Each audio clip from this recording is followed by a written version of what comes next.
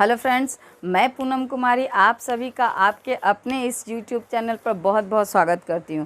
दोस्तों, बहुत टाइम से जो है मेरे चैनल पर कोई मेरा वीडियो नहीं अपलोड हो पा रहा था। पीडीएफ वगैरह तो जा रहे थे बट मैं कोई वीडियो नहीं डाल पा रही थी।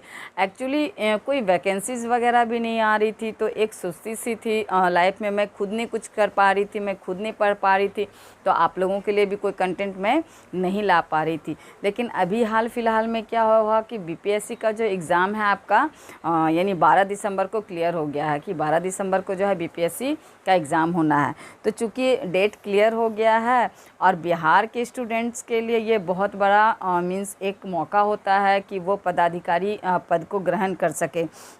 तो चूँकि डेट क्लियर हो गया, टाइम भी लगभग 3 महीना का टाइम है, तो एक प्रिपरेशन के लिए जो है अगर आप बहुत अच्छी तरह से तैयारी करना चाहते हैं, बहुत डीपली तैयारी करना चाहते हैं, तो 3 महीना का समय आपके पास काफ़ी है। अगर आप ढंग से पढ़ लेते हैं, कोई भी स्टूडेंट अगर 3 महीना ढंग से पढ़ ले, बेसिक चीज़ों को जान ले, तो आराम से जो है आपका एग्ज़ाम पीटी निकल सकता है।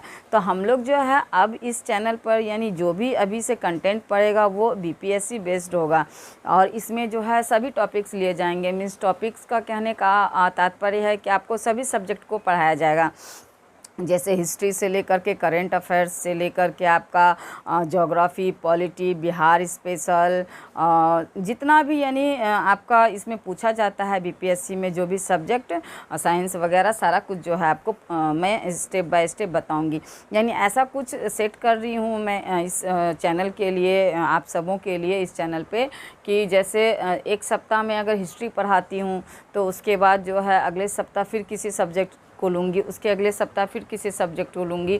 इस तरह से मैं स्टेप बाय स्टेप सभी सब्जेक्ट को जो है आप सबों के लिए यानी आप सबों का मैं अपने साथ साथ जो है प्रिपरेशन कराती जाऊँगी। तो एक साथ क्या हो जाएगा, आपका सारा सब्जेक्ट जो है क्लियर होता चलेगा। मॉर्निंग में मैं करंट अफेयर्स से रिलेटेड 5 प्रश्न दूँगी, 5 से 7 प्रश्न जो भी इम्पोर्टेंट होंगे, जिनके चांसेस आपके ज़्यादा बनते हैं आने के, तो उनके बारे में मैं बताऊंगी। और इवनिंग में कोशिश करूंगी कि वीकली जो है आपको एक एक सब्जेक्ट जो मैं करवाती जाऊं। तो चलिए आज से जो है हम लोग स्टार्ट कर रहे हैं इस यानी बीपीएससी से रिलेटेड जो भी वीडियो आज से पढ़ेंगे, तो उसमें सबसे पहले जो हम लोग हिस्ट्री से स्टार्ट करते हैं दोस्तों। और हिस्ट्री में भी जो है एंशिएंट हिस्ट्री को हम लोग पहले स्टार्ट कर रहे हैं। तो एंशिएंट हिस्ट्री में जो फर्स्ट चैप्टर है दोस्तों, उस फर्स्ट चैप्टर को मैं आज ले रही हूँ, जो कि आपका है पाषाण काल। तो पाषाण काल के बारे में आज हम लोग जानेंगे। पाषाण काल को कितने भागों में बांटा गया यानी कितने भागों में उसको बांटा गया, क्या उनकी परिभाषाएं हैं, क्या उनकी विशेषताएं हैं, उन सब के बारे में हम जानेंगे। उसके पहले हम लोग जानेंगे दोस्तों कि इतिहास जो है, इतिहास को हम लोग 3 कालखंडों में बांट करके पढ़ते हैं। तो एक तो आपका हो गया आपका प्रागैतिहासिक काल, तो प्रागैतिहासिक काल हो गया एक आपका। दूसरा हो गया आदि ऐतिहासिक काल, तीसरा हो गया ऐतिहासिक काल। तो यानी इतिहास को 3 कालों में विभाजित करके हम लोग पढ़ते। तो आइए हम लोग इन तीनों की विशेषता पहले जानते हैं। तो प्रागैतिहासिक काल की विशेषता ये है दोस्तों कि जिस काल के साक्ष्य हमें लिखित नहीं मिले हैं, उस काल को हम लोग प्रागैतिहासिक काल के अंतर्गत रखते हैं। मीन्स कहने का तात्पर्य है कि ऐसे काल यानी इस काल से संबंधित कुछ भी लिखित प्रमाण नहीं मिले हैं। मीन्स प्रमाण मिले हैं, कुछ वस्तुएं मिले हैं, औजार मिले हैं, यानी अवशेष मिले हैं इस काल के, बट लिखित अवशेष या लिखित प्रमाण जो बोलते हैं वो नहीं मिला है। तो जिस काल में लिखित प्रमाण नहीं मिला है उस काल को हम लोग क्या कहेंगे, प्रागैतिहासिक काल कहेंगे। यानी लिखित प्रमाण का अभाव, लिखित प्रमाण का अभाव। तो ये हो गई आपकी प्रागैतिहासिक काल की विशेषता। अब हम लोग देखते हैं दोस्तों आदि ऐतिहासिक काल। तो आदि ऐतिहासिक काल में क्या है दोस्तों कि इसके प्रमाण मिले हैं, मीन्स लिखित भी मिले हैं, अलिखित भी मिले हैं। यानी ऐसे प्रमाण भी मिले हैं जो कि लिखित है और अलिखित तो इसमें भी मिले हैं, यानी आधे प्रागैतिहासिक काल में भी। तो यहाँ लिखित भी मिले हैं, अलिखित भी मिले हैं। लेकिन यहाँ प्रॉब्लम क्या है दोस्तों कि ये लिखित जो प्रमाण यहाँ पे मिले हैं वो किन्हीं के द्वारा पढ़ा नहीं गया है। मीन्स कोई भी इतिहासकार है, पुरातत्ववेत्ता है या जो भी जानकार लोग हैं, उन्होंने कई साल प्रयास किए, कई सालों के प्रयास के बाद भी उनकी लिपि से संबंधित प्रॉब्लम हो, भाषा से संबंधित प्रॉब्लम हो, मतलब बहुत सारे रीज़न है जिसके वजह से जो है किसी के भी द्वारा जो है इस काल के लिखित प्रमाण को पढ़ा नहीं जा सका है। तो इसको इस अर्थ में कह सकते हैं कि मीन्स जितने भी इतिहासकार है, विशेषज्ञ है, पुरातत्ववेत्ता है, उन सब के ऊपर से जो है ये पार हो गया, यानी किसी के द्वारा भी इसको पढ़ा नहीं जा सका है। तो इस वजह से ऐसे काल जहाँ लिखित भी प्रमाण है और अलिखित भी, और उस लिखित प्रमाण को पढ़ा नहीं जा सका हो, तो वो काल किस काल के अंतर्गत आता है? तो आदि ऐतिहासिक काल के अंतर्गत आता है। यानी कि लिखित प्रमाण को पढ़ा नहीं जा सका हो, तो ऐसे काल को क्या कहेंगे दोस्तों? हम लोग आदि ऐतिहासिक काल के अंतर्गत ऐसे काल को रखेंगे। अगर उदाहरण की बात करें हम लोग इसके दोस्तों, तो इसके उदाहरण में हो जाएगा आपका सिंधु घाटी सभ्यता। सिंधु घाटी सभ्यता, जिसे हम लोग हड़प्पा सभ्यता के नाम से भी जानते हैं। और इसके उदाहरण की अगर बात करें दोस्तों, तो पाषाण काल। पाषाण काल जो है इसका, यानी प्रागैतिहासिक काल का उदाहरण हो जाएगा आपका पाषाण काल। यानी पाषाण काल के हमें अवशेष तो मिले हैं, किंतु पाषाण काल के कोई भी लिखित अवशेष नहीं मिले हैं। और सिंधु घाटी सभ्यता में जो है लिखित भी और अलिखित भी जो है अवशेष मिले हैं, किंतु सिंधु घाटी सभ्यता से जो भी अवशेष मिले हैं दोस्तों, अभी तक किसी के भी द्वारा जो है वह पढ़ा नहीं जा सका है। तो उसका उदाहरण यानी अलिखित प्रमाण के अंतर्गत जो है आपका आदि ऐतिहासिक काल आता है, उसके अंतर्गत आपका सिंधु घाटी सभ्यता हो गई। एक उदाहरण आपको मिल गया। अब हम लोग देखते हैं ऐतिहासिक काल। तो ऐतिहासिक काल ऐसे काल को कहते हैं दोस्तों कि जिसमें लिखित अलिखित सभी प्रमाण मिले हैं, और जो लिखित प्रमाण मिले हैं, जो साक्ष्य मिले हैं, उसको पढ़ा भी जा सका है। तो ऐसे काल को, यानी कि जहां लिखित अलिखित दोनों प्रमाण हैं, उस लिखित प्रमाण को पढ़ा भी जा सका है, तो उस काल को हम लोग ऐतिहासिक काल के अंतर्गत रखा है। यानी कि पढ़ा जा सकने वाला साक्ष्य। तो सिंधु घाटी सभ्यता के बाद जो भी सभ्यताएं मिली है दोस्तों, जैसे वैदिक सभ्यता हो गया, मौर्य सभ्यता, गुप्त काल, ये सारे सब जो है यानी सिंधु घाटी सभ्यता के बाद आए हैं। इनके जो भी साक्ष्य, जो भी प्रमाण मिले हैं, वो सब लिखित भी मिले हैं और उन लिखित प्रमाणों को पढ़ा भी जा सका है। तो ये आपका उदाहरण हो गया, यानी आर्य, मौर्य, गुप्त। यानी इसके बाद सिंधु घाटी सभ्यता के बाद जो भी सभ्यता या साम्राज्य का अवशेष मिला है, वो सारा को क्या है, पढ़ा जा सका है। तो उन सबको हम लोग किसके अंतर्गत रखेंगे? ऐतिहासिक काल के अंतर्गत। तो एक बार फिर से आइए हम लोग रिकॉल कर लेते हैं। प्रागैतिहासिक काल किसे कहते हैं? तो जिसमें लिखित साक्ष्य नहीं मिले हैं, तो उसको हम लोग प्रागैतिहासिक काल के अंतर्गत रखते हैं। उसके बाद उसका उदाहरण की अगर हम लोग बात करें, तो पाषाण काल उसका उदाहरण हो जाएगा। आदि ऐतिहासिक काल के अंतर्गत लिखित और अलिखित दोनों प्रमाण मिले हैं, बट जो लिखित प्रमाण मिले हैं उसको किसी के भी द्वारा अब तक पढ़ा नहीं जा सका, यानी सबके ऊपर से वो पार हो गया। तो ऐसे ही काल को हम लोग क्या कहेंगे? आदि ऐतिहासिक काल कहेंगे, जिसका उदाहरण सिंधु घाटी की सभ्यता है या हड़प्पा सभ्यता के नाम से हम लोग जिसको जानते हैं। ऐतिहासिक काल के अंतर्गत दोनों साक्ष्य मिले हैं, लिखित भी अलिखित भी, और जो लिखित साक्ष्य मिले हैं दोस्तों, उसको पढ़ा भी जा सका है। तो ऐसे काल को हम लोग, जो पढ़ने योग्य है, जिसको पढ़ा गया है, वो आपके हो गए ऐतिहासिक काल के अंतर्गत। तो आपका सिंधु घाटी सभ्यता के बाद जो भी सभ्यता का उदय हुआ है, विकास हुआ है, उन सब का जो है उन सबको पढ़ा जा सका है, तो वो ऐतिहासिक काल के अंतर्गत आते हैं। अब हम लोग जो ये प्रागैतिहासिक काल है दोस्तों, ये प्रागैतिहासिक काल जो पहला है काल विभाजन, जिसके अंतर्गत यानी लिखित प्रमाण का अभाव है, और उसका उदाहरण है पाषाण काल। तो हम लोग इस पाषाण काल के बारे में आज जो हम लोग डीपली जानेंगे। आइए हम लोग जानते हैं पाषाण काल के बारे में आज। और कल की क्लास में ये जो आदि ऐतिहासिक काल है, जिसके अंतर्गत सिंधु घाटी सभ्यता आती है, जिसके प्रमाण को पढ़ा नहीं जा सका है, उसको हम लोग अगली क्लास में जानेंगे। तो आज जो है हम लोग मेनली किसको जानेंगे दोस्तों? पाषाण कालीन सभ्यता को जानेंगे। तो ये पाषाण कालीन सभ्यता आपको पहले ही क्लियर हो गया कि ये प्रागैतिहासिक काल की सभ्यता है, जिसका कोई लिखित साक्ष्य या प्रमाण अब तक प्राप्त नहीं हुए हैं। तो इस पाषाण कालीन सभ्यता को पाषाण कालीन सभ्यता क्यों कहा जाता है दोस्तों? पहले हम लोग इसके बारे में जानते हैं।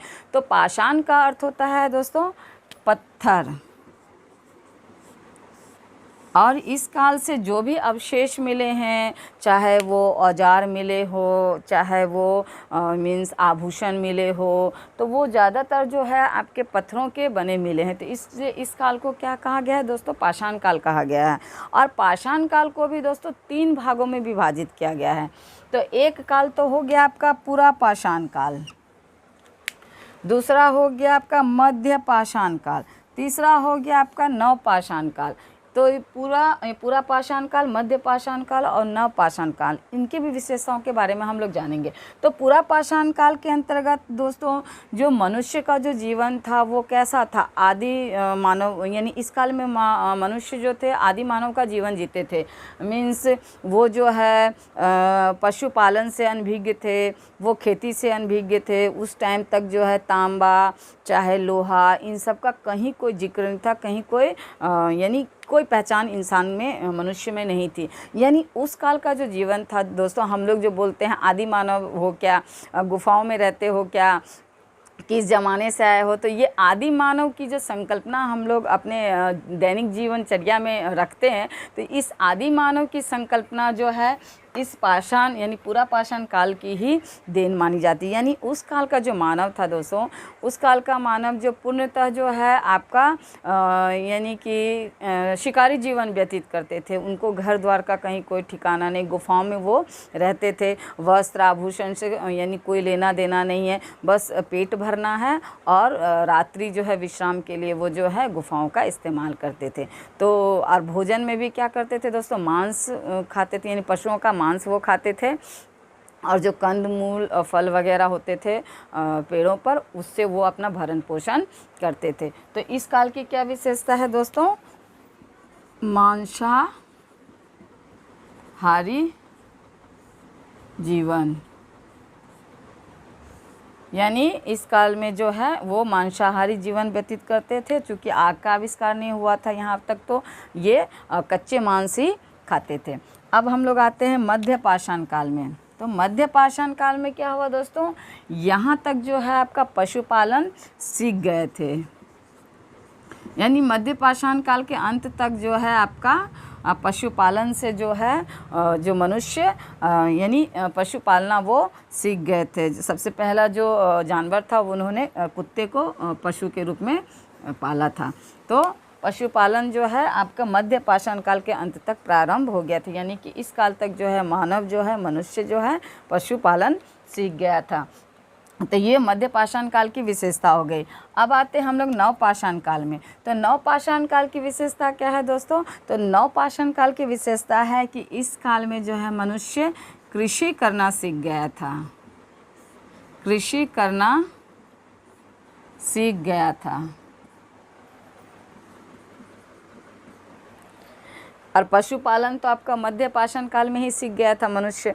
तो इस काल तक कृषि करना भी सीख गया था, तांबे का इस्तेमाल भी, यानी तांबे की खोज भी हो चुकी थी, लोहे की खोज हो चुकी थी, और मनुष्य जो है इस काल तक जो है यानी कि कृषि करना सीख गया, लोहा तांबा का खोज, और सबसे बड़ी खोज आग। आग का भी इस्तेमाल जो है, आग की भी खोज हो गई थी। तो इस काल तक क्या करते थे दोस्तों, जहाँ पूरा पाषाण काल में लोग मांसाहारी जीवन जी रहे थे, मीन्स कच्चे मांस खाते थे, वहीं मध्य पाषाण काल में पशुपालन वो लोग करना सीख गए। तो पशुओं का जब पालन करने लगे तो वो क्या करते थे कि अपनी रक्षा के लिए भी उसका इस्तेमाल करते थे, कहीं आने जाने में भी उसका सवारी के रूप में इस्तेमाल करते थे। अब नवपाषाण काल में चूँकि कृषि करना सीख गए थे, तो जो घुमंतु जीवन इन दोनों पीरियड में जी रहे थे ये लोग, पूरा पाषाण काल और मध्य पाषाण काल में, तो यहाँ क्या हो गया, जब कृषि करना सीख गए तो वो एक जगह वो रुकना सीख गए, टिकना सीख गए। तो जो इधर उधर भटकते रहते थे अपने भोजन की तलाश में, एक स्थिर जीवन नहीं जी रहे थे, तो नवपाषाण काल की विशेषता ये हुई कि इस काल तक जो है मनुष्य पशुपालन के वजह से, पशुपालन और कृषि की वजह से जो है एक जगह वो रहना सीख गया। इस प्रकार क्या हुआ, जो सभ्यताओं का विकास होने लगा, यानी कि लोग जो है झुंड में रहने लगे, उन झुंड से गाँव बनने लगा, गांव से कस्बा, इस तरह से जो है समाज, पहले परिवार का निर्माण हुआ, फिर समाज का, फिर गांव, फिर इस तरह से जो है आपका धीरे धीरे जो है हमारी सभ्यता, हमारे मानव समाज का विकास होने लगा। तो नवपाषाण काल की, पूरा पाषाण और मध्य पाषाण काल की, तीनों की मैंने विशेषता बताई। दोस्तों ये जो पूरा पाषाण काल है, इसको भी जो है चूँकि इस काल में जो है बहुत तरह के औजार मिले हैं, मीन्स पशुओं के दांतों के औजार, पशुओं के हड्डियों के औजार और पत्थरों के औजार। तो इन औजारों की विशेषताओं के आधार पर जो है इस पूरा पाषाण काल को भी जो है 3 भागों में विभाजित किया गया। एक आपका पूर्व पाषाण काल, एक आपका मध्य पाषाण काल और एक उच्च पाषाण काल। तो ये 3 यहाँ, इसको भी 3 भागों में विभाजित किया गया है। खैर उसके बारे में इतना नहीं पूछा जाता है। तो ये पूरा पाषाण काल, मध्य पाषाण काल और नवपाषाण काल की हम लोग विशेषता जाने दोस्तों। यहाँ जो नवपाषाण काल में जो कृषि करना आरंभ हुआ दोस्तों, तो यहाँ पर जो है लोगों के जीवन में एक मीन्स ठहराव आया, स्थिरता आया और लोगों के जीवन शैली में बदलाव आया। चूँकि वो कृषि करना सीख गए तो स्टार्टिंग में सबसे पहले जो है जौ का फसल, यानी जौ उगाए सबसे पहले, उसके बाद धान, गेहूँ, मक्का, जई, ये सब जो है बाजरा, गेहूं, ये सब का उत्पादन करने लगे। सबसे पहले जो हम लोगों को साक्ष्य मिला है दोस्तों, अगर कृषि की हम लोग बात करें तो आपका संत कबीर, आपका क्या है लहुरा देव, यानी यूपी में पड़ता है आपका, यहाँ से जो है दोस्तों, और आपका मेहरगढ़ यानी संत कबीर नगर ज़िला है, लहुरा देव आपका जगह है जो यूपी में पड़ता है, और मेहरगढ़ जो कि पाकिस्तान में है दोस्तों, आपका पाकिस्तान, जो कि पाकिस्तान के अभी बलूचिस्तान में है। तो उस समय चूँकि यह भारत का ही हिस्सा था जिस समय खोज की गई थी, तो उस समय ये दोनों जगह से जो है आपको, यानी यूपी के लहुरा देव और मेहरगढ़ जो कि अभी पाकिस्तान में, यहाँ से जो है आपको कृषि के साक्ष्य सर्वाधिक मिले हैं। और यानी कि इन 2 जगहों से जो है कृषि के साक्ष्य मिले हैं। और इस काल में दोस्तों जो है यानी जीवन शैली की अगर हम लोग बात करें तो यहाँ तक जो है लोगों का जीवन, जैसे मैंने पहले ही बताया कि पूरा नवपाषाण काल में जो है लोग कृषि करना सीख गए थे, तो लोगों के जीवन में स्थिरता आई, तो यहाँ लोग परिवार का निर्माण करने लगे, फिर समाज का, फिर इस तरह से जो है सभ्यताओं का विकास होने लगा। तो यहाँ धीरे धीरे जो है और भी चीज़ें विकसित होने लगी, जैसे लोग जो है दफनाने लगे। तो दफनाने के बारे में अगर हम लोग बात करें दोस्तों, तो यहाँ पर जो है अलग अलग जगह से जो है कई शव बरामद हुए हैं, यानी शवादान की अगर हम लोग बात करें, क्योंकि इससे जोड़कर प्रश्न बहुत पूछा जाता है दोस्तों। 41 जो शव है दोस्तों वो तो आपको यूपी से ही मिले हैं, जिसमें कि 5 शव जो है आपका युगल शव है, यानी कि जोड़े में जो है दफनाया गया है, मीन्स कह सकते हैं हस्बैंड वाइफ या जो भी उस काल की। तो चूँकि वहाँ के तो कोई लोग जीवित है नहीं जो हम लोग उससे पूछे कि क्यों जोड़ा में दफनाया गया, मीन्स एक साथ ही कैसे मृत्यु हुई। एक शव ऐसा भी वहाँ से मिला है दोस्तों जहाँ की एक ही साथ 3 लोगों को दफनाया गया है। एक आपका बुर्ज होम है जो कि आपका श्रीनगर और आपका जम्मू कश्मीर के बीच स्थान है, वहाँ से भी आपको एक कुत्ता और एक मनुष्य के दफनाने का साक्ष्य मिला है।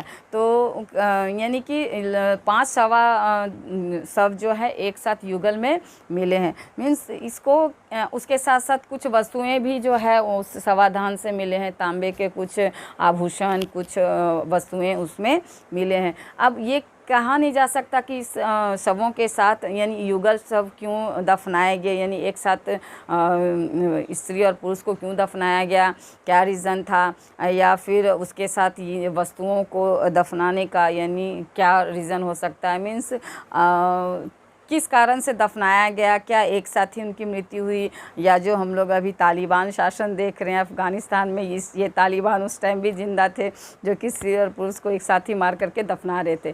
तो चूँकि वहाँ के कोई साक्ष्य लिखित मिले ही नहीं हैं, तो इसलिए हम लोग जान भी नहीं सकते हैं कि उसका रीज़न क्या था, क्यों युगल यानी जोड़े में क्यों दफनाया गया और क्यों उसके साथ वो विभिन्न सामग्रियां साथ में दी गई। दोस्तों, पाषाण काल से संबंधित जो भी जानकारियां थी, जो भी जिससे प्रश्न जोड़ करके आते थे, तो वो सारा मैंने बताने का आपको प्रयास किया है।